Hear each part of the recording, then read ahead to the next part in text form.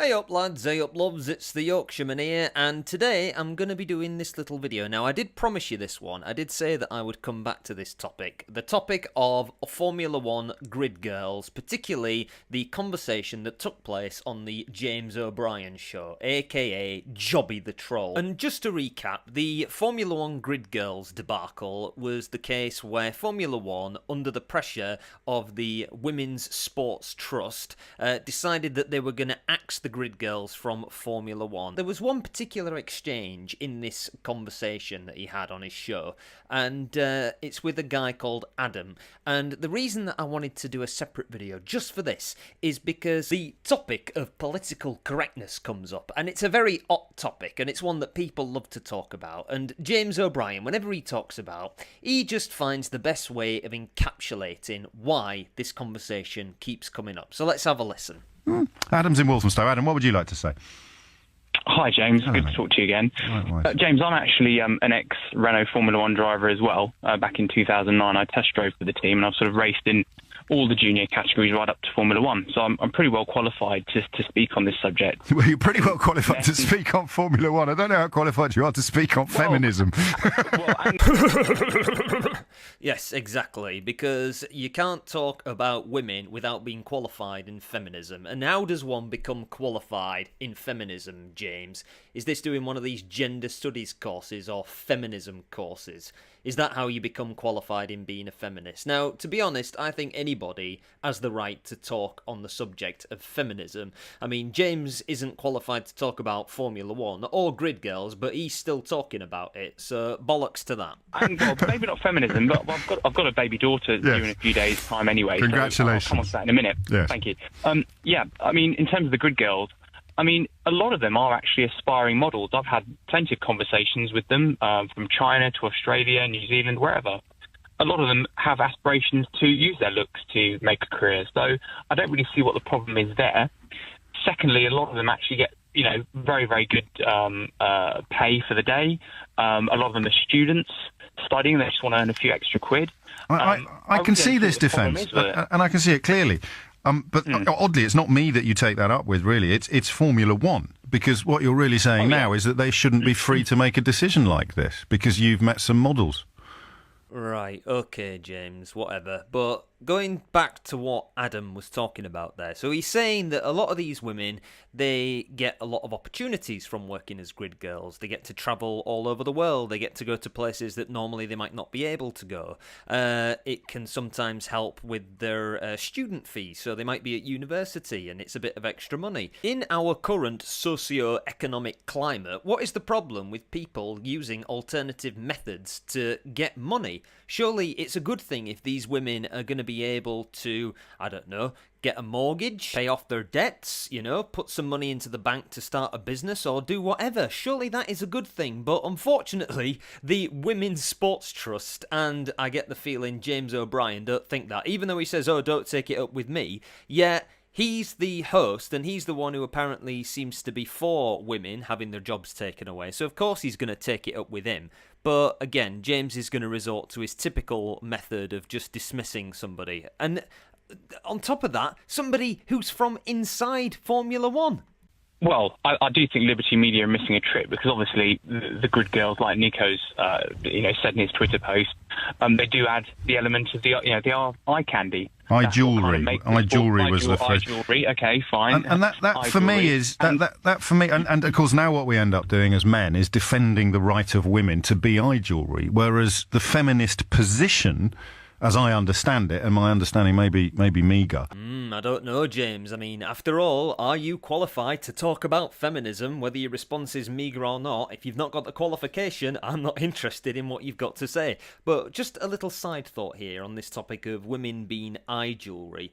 Now, as I said in the previous video, if women were being forced to do it and were upset about it and were crying out saying, could somebody please help us, we don't want to be eye jewellery, they're forcing us to do it, then of course, men, women, whoever, they would probably come to the aid of the grid girls if they weren't happy and they wanted the help and they wanted those positions taken away, but they didn't.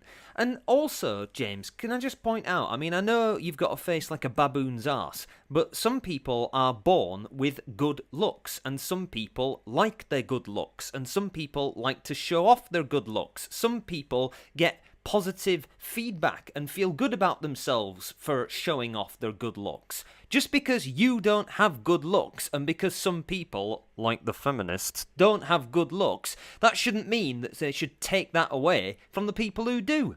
Are you just being salty now? I mean, we know that you're the world's biggest salty bastard, but is it really worth taking away the opportunities of people? Especially women? Is that your feminist position, Jim Bob? The feminist position would be that it's only because of society's structures that women have ended up thinking being eye jewellery is something they should aspire to. And I don't think we want to raise young women who think that ending up as eye jewellery for men like you is an ambition. For men like you. Oh, I tell you what, he would have never have said that to the guy's face, that little below-the-belt subtle dig there, Jimmy.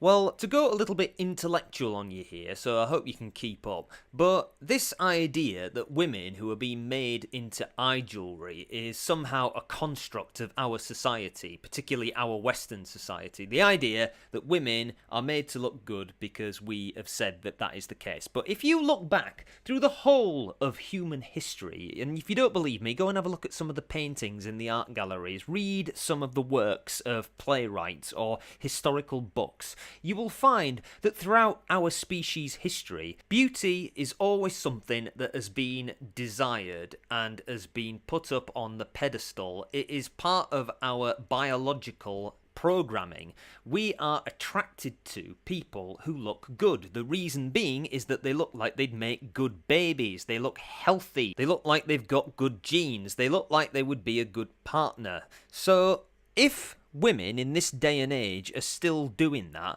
then is that because men are forcing them to in our patriarchal society? Or is it possibly the fact that some people actually like to look good? And if people do like to look good, and if people do like looking at good-looking people, could somebody please tell me what is the problem with that? And if the problem is it makes ugly people unhappy, well, boo fucking who. We can't help the fact that you're ugly. And on another point, you're putting quite a lot of onus on the way that people look, James. Do you not maybe think that there is more to them than how they look? Now, somebody could be good looking but be a complete and total arsehole, and I would think, yeah, they're not very nice people. There could be someone who doesn't look as glamorous, who isn't eye jewellery, but they could be really nice people, and you'd be attracted to them more. The looks are not the be-all and end-all. And just because you look like a fucking cave troll shagged a sack of spuds and gave birth to you, that doesn't mean that you can spread your salty venom all over the people who might have been a little bit luckier in the old gene pool. A cool ambition. Any more than growing up in 1967, growing up believing that it's okay for your husband to slap you around. James, say that to Naomi Campbell or Kate Moss. They seem to have done okay out of being eye jewellery. Well, so what's to say that other women can't do the same? Well, no one's calling for. Okay, well, you asked me a question. I can't answer it if you keep talking. Oh, what's wrong, James? Is that annoying you, is it? You know, when somebody's talking over the top of you, when you're trying to say something and somebody just talks over the top of you, does that annoy you, does it? Yeah? Well, remember how that feels, because every motherfucker who calls up your show has to go through the same thing. Everyone who has to listen to your shite on a regular basis has to go through that annoyance that you're feeling right now. That is what you are. I think you've just had a little glimpse in the mirror of life there, Jobby. Sorry. Okay, so the comparison between grid girls and supermodels is the one that you're making. Because aspiring to be one of the most successful and well-paid women on the planet doesn't seem to me to be the same as aspiring to be an umbrella holder on a Formula One grid. Yeah, but James, you're comparing chalk and cheese. No, you are, mate. You're comparing Naomi Campbell to some woman in lederhosen carrying an umbrella around for Nico Rosenberg. But Naomi Campbell would have had to start somewhere, as anybody I think she could have ended up a suit. So, okay, I understand. You're suggesting that if it wasn't for grid girls, there wouldn't be any supermodels? No, I don't think he's suggesting that, James. I think what he is suggesting is that everybody has to start somewhere. Now, Naomi Campbell actually trained to be a dancer. She did ballet and she did tap. She was in a few music videos, and she was spotted on the high street, and then ended up on the catwalks, and then ended up becoming a model. Effectively, she was in the right place at the right time, and a lot of these grid girls are in the same position. They get to brush shoulders with some pretty important people. They can be in at the right place at the right time, and they may go on to do other things. But for some of them, they just enjoy doing it. What is the problem? And if you go back and look at many successful women, in fact many successful people, a lot of them had to start very low down the ladder. Some of them had to do really demeaning jobs, not jobs like grid girls where you've got lots of people who love you and appreciate you and adore you. Some people had to literally scrape shit out of bowls before they could get to where they are. And I'm talking about the old school people who had to work, who came from nothing, who worked from the bottom up to get to where they are and had these aspirations.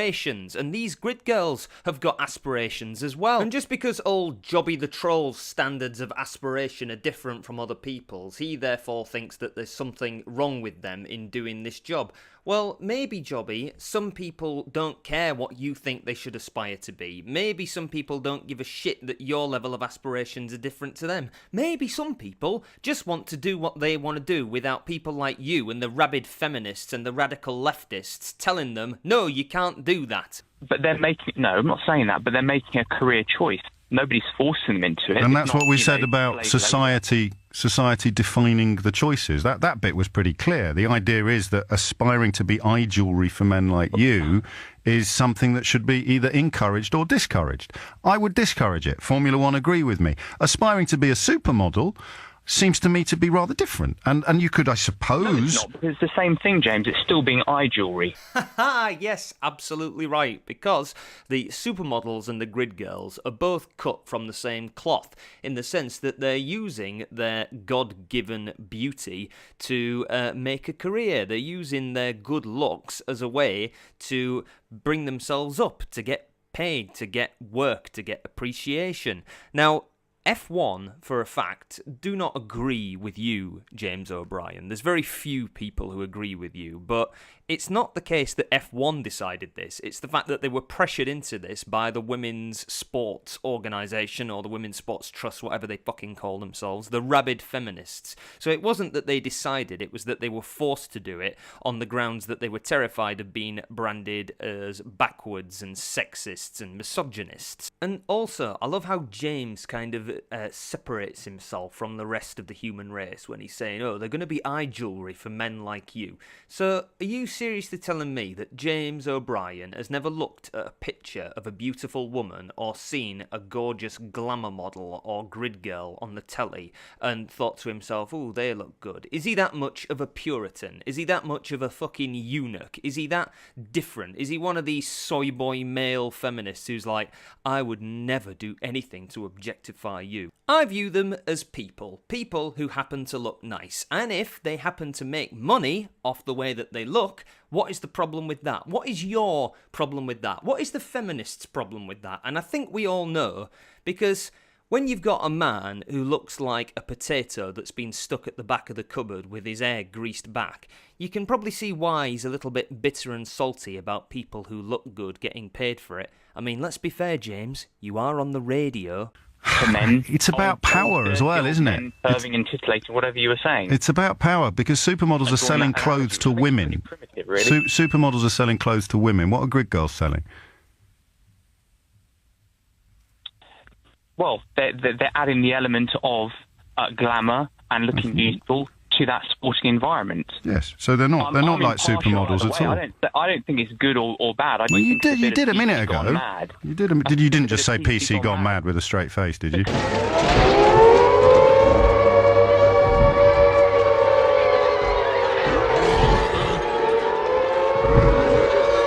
Ho ho ho ho, dum dum dum. It seems that he's pressed the magic button there, the PC gone mad button, and that to James is like a red rag to a bull. He can't leave that one alone. Now, before we follow the rampaging regressive, we'll talk a bit about what they were saying before he pressed the PC gone mad button. So James there is going on about power, and it's a typical talking point of the regressive left. They always talk about power plus privilege and all this crap, and it's sort of suggesting that these women are in this position so that men can feel like they have power over them. Well, if there is a manager who is a man, then obviously he has some amount of power over everybody, whether it's the grid girls or the people working in the pit or the people selling the bloody hot dogs. But you also find that there are, as well, women who are in positions of power within Formula One, so I don't know what James is going on about there. And also he's saying there, oh, well, supermodels are selling clothes to women, and what are the grid girls selling? Well, as we've said before, they are selling the F1 product. They'll also be advertising, so selling whatever it is that they're going to be advertising there. And also, supermodels, they aren't just selling clothes, it's selling sex. And before you get carried away, lads and lasses, no, I don't mean that they're literally selling their bodies for sex. What I mean is that they are using their beauty, their feminine charms, their God-given assets to sell a product. Again, you could take those clothes and that makeup and that perfume and stick it on someone who looks a little bit pasty, a little bit out of shape, a bit airy, a bit like James O'Brien. Do you think that those products would sell as well if they were put on Naomi Campbell or if they were put on Humpty Dumpty? You tell me. But, as we heard, the caller has cited political correctness gone mad. Now, when you're having a conversation with James O'Brien, that is literally the equivalent of throwing on the handbrake, pulling the steering wheel, and going over the edge of a cliff. So it's going to be a little bit of a car crash now, and it's probably going to piss a lot of people off, but let's see if we can't get through it. You didn't just say PC gone mad with a straight face, did you? Because, well, James, but I'm talking because I'm saying it from the perspective that I've actually met them and spoken to them and had actually quite in-depth conversation with them. That's absolutely great, but let's focus on the words that you use. What does political correctness mean? Girls in China, but, all over the place. I heard you the first time. What does political correctness mean? Oh, well, I guess the conversation about the grid girls is over now, is it, James? And now we're going to be talking about political correctness gone mad. Now, this is a phrase that's used quite a lot, and I have to say that despite the fact that I agree with it, I also think that it's quite a boring statement to use because it's overused quite a lot. There is political correctness gone mad, and then there is just stupid, asinine, pointless shite. Now, the reason that people like old JOBBY the Troll get triggered when somebody says PC gone mad or political correctness gone mad is because that is their weapon, that is their tool, that is the thing that they use to justify their position, their moral high ground, their intellectual superiority. And when somebody pokes at it, it's like sticking a hole in the hot air balloon that's full of all the hot air that they keep pumping out every time they open their fucking mouths. Even when he says there, let's focus on the words that you use. That's what political correctness is. It's focusing on the words that people use, and it is a god of the new world, as it were. And when you attack somebody's god, it's seen as blasphemy, and when somebody blasphemes, there's people ready with burning stakes and pitchforks and knives ready to come and stab you to death for daring to question PC gone mad. Well, this is pro-feminist agenda, really, that seems to be forced upon everyone. What does feminist mean? Mr. Troll, I know. Let me just get the dictionary out here and read it for you. Feminist, noun, a person who supports feminism. I think that's pretty straightforward, but shall we have a look at what feminism means? Feminism, noun, mass noun, the advocacy of women's rights on the ground of the equality of the sexes. Well, at least that's what it used to mean, because now feminism seems to have become something else. Now, feminism seems to have become a religion, a group of people, women, but also sometimes men, i.e. soy boys, who go around harping and screaming at people like banshees, trying to get them to change the way they do things, because as the old saying goes, if people can't control their own emotions, then they have to start trying to control other people's behavior. And it's no longer about sexual equality, now it's about girl power and women power and shitting all over men. And the truth is, a lot of the Western feminists, they don't really have anything to fight for because we are pretty much, in part, equal now. Certainly we have the equality of opportunity, but they don't want that. They want the equality of outcome. And I've always said that Western feminists, while they're there barking on about the fact that a man's legs are spread a little bit too wide for them on a bus or a train or a tram, they could be fighting for women's rights in parts of the world where they really need them, but they don't, do they? Because they're all cowards and pussies. Again, just like James O'Brien. But for those who claim to be for sexual equality, it's pretty funny that these feminists have taken away the equality and opportunity for these grid girls. So, go on, James, see if you can answer that one, mate. Well, James, you're attacking me, right? I'm asking you questions about the words you've just used, so you can pick either political correctness or feminist and tell me what you understand those words to mean. Well, there should be elements of political correctness, I agree. What does it mean? In this case, it's some... What do you mean when you use that phrase? Trying to make everybody totally equal, which sadly in society will never ever How on happen. earth is And you're getting rid of say, grid well, girls trying men to and make women are everybody equal? completely equal? Yeah, but James, men and women, they're different.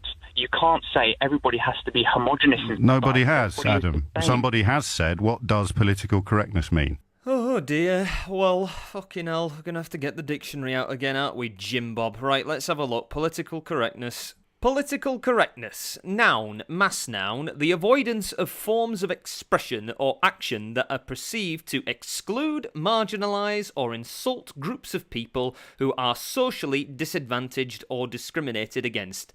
Women like him for his civil rights stand and political correctness.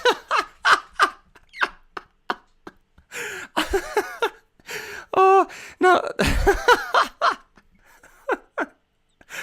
Oh, God, I'm sorry, lads and lasses. I think this is where the beta males, the soy boys, looked in the dictionary, saw that and thought, hey, if I'm politically correct, then the women are going to like me. I'm definitely going to get me knob wet now. Oh, God, I think the dictionary definition there needs a little bit of tinkering, or I think maybe just remove that particular example. You'd get at the old spelling bee.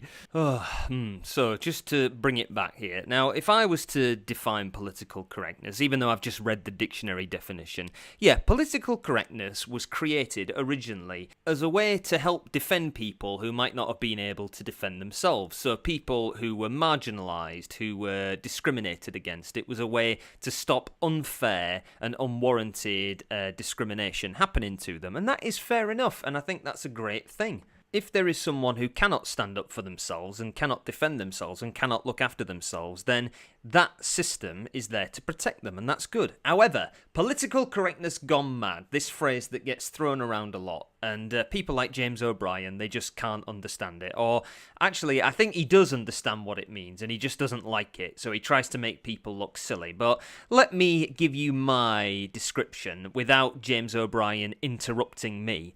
Now, political correctness gone mad is the fact that people take that system that was designed to protect people and they turn it all the way up to 11, and they now, instead of fighting the cause, they go out looking for it, and if they can't find it, they will attribute it to things that normally it wouldn't be attributed to. Now, back when people used to dress up and black up and pretend to be people from other parts of the world in ways that you would say were racially insensitive, they were doing it and making these people into caricatures. They were portraying these people as they saw them, or in many cases as they imagined them, and obviously none of it was based on truth or fact, in the same way that anti-Semitism was based on disinformation, lies and fabrication, okay?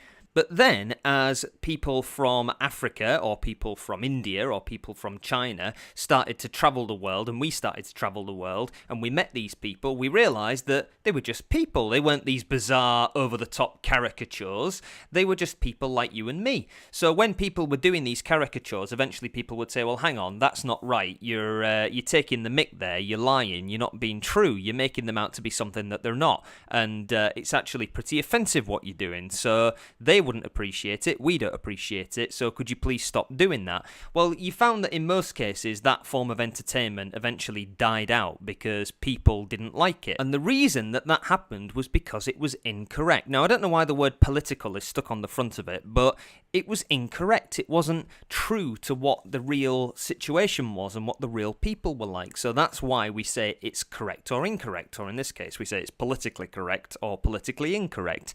However, people didn't go out hunting people and chasing them down and shaming them and attacking them at every opportunity. They just turned away. They stopped giving it their time. They stopped giving it their attention. They stopped listening. They stopped watching because political correctness showed it for what it was. It was incorrect. So that's good political correctness. Now, bad political correctness, or political correctness gone mad, could be given as the example of the Halloween costumes. So, not long ago, there was a big farce where people were saying, you cannot wear a costume of a stereotypical Mexican person, or a stereotypical Pocahontas Indian, or a stereotypical Chinese man with the triangular hat, because it's politically incorrect and it's offensive. Now, the big difference between doing blackface and wearing a Halloween costume is the fact that the people who wear a Halloween costume, they're not doing it to make a political point or a social point. Again, maybe that's why we use the word political there. They're dressing up to go out on Halloween. They're going out to have fun. It also led on to this absolutely ridiculous notion of cultural appropriation. So the idea that somebody could not dress up or wear an item of jewellery or have their hair in a way that resembled somebody of a different culture. Only the people who were from that culture were allowed to have that dress or that jewellery or that hair. So no longer are we all equal in society. No longer are we all children of the earth. Everybody has to stick to their own cultures, in their own boxes, in their own society. They can't share, they can't emulate, they can't appreciate. And it was all right until they started going after the children's costumes as well, when they said that the Moana kids costume was politically incorrect and culturally appropriating, and it wasn't right that girls who were not brown were wearing it because Moana was brown and these girls were white. It's just absolutely ridiculous. Again, it's political correctness gone mad. And people like James O'Brien will defend children's costumes being politicised and Halloween costumes being politicised and all shite like that because political correctness has become his god. Like all these things, like feminism, it all started in a good place, but over time, as it has become less and less relevant, people who themselves are completely irrelevant have taken it, dusted it off, stuck spikes all over it, and are now using it as a weapon as opposed to a shield. There you go. That is political correctness gone mad, in my humble opinion. Jobby, you disgusting, ugly troll. Well, you're asking me to define something that's in the dictionary, James. No, I'm asking you to define the phrase you just used. It's not really unkind of me. Or we can, if you're not comfortable telling me what you meant when you said political correctness gone mad, you could tell me what you meant when you said feminist, as a sounding negative. Well, I do think there is that element to do with this decision that Liberty Media have taken. Like I say, it's a pretty trivial subject, but I think it's representative of what's happening in society. So no. What does feminist mean when you use it like that? When you say it's a pro-feminist thing, what do you mean by that?